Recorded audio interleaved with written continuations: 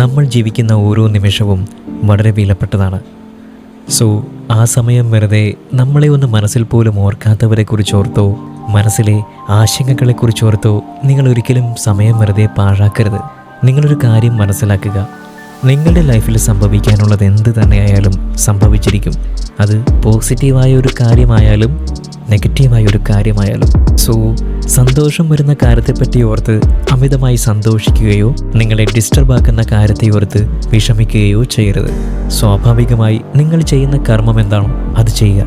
അതിനോടൊപ്പം തന്നെ നിങ്ങളുടെ ജീവിതത്തിലെ പ്രശ്നങ്ങളെ പരിഹരിക്കുന്നതിനുള്ള കാര്യങ്ങളും ചെയ്യുക.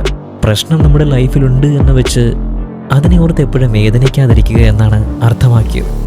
നിങ്ങൾക്കറിയാലോ, ഈ ലോകത്ത് പ്രശ്നമില്ലാത്തവരായിട്ട് ആരുമില്ല. അതുകൊണ്ട് പ്രശ്നത്തെ പ്രശ്നത്തിൻ്റെ വഴിക്ക് വിടുക. അതിനെക്കുറിച്ച് ഓർത്ത് വറിയാവാതെ നിങ്ങളുടെ കാര്യങ്ങൾ നോക്കുക. അതേസമയം തന്നെ പ്രശ്നത്തെ നേരിടാനുള്ള പരിഹാര മാർഗങ്ങളും നിങ്ങൾ തേടുക. ആ സമയവും നിങ്ങളുടെ മൈൻഡ് കൂളായിരിക്കണം.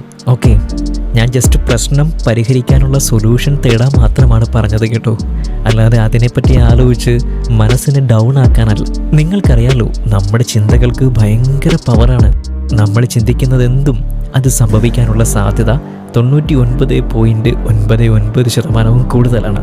അതുകൊണ്ട് നമ്മളിൽ അർപ്പിതമായ ജോലി ചെയ്തുകൊണ്ട് പിന്നീട് കിട്ടുന്ന സമയം ജീവിതം മെച്ചപ്പെടുത്തുന്ന കാര്യങ്ങൾ ചെയ്യുക.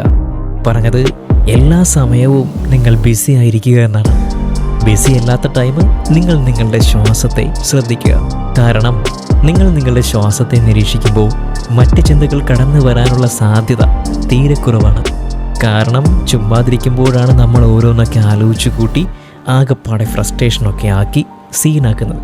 അതുകൊണ്ടാണ് ആ പണി ചെയ്യാൻ പറഞ്ഞത്. ഓക്കെ.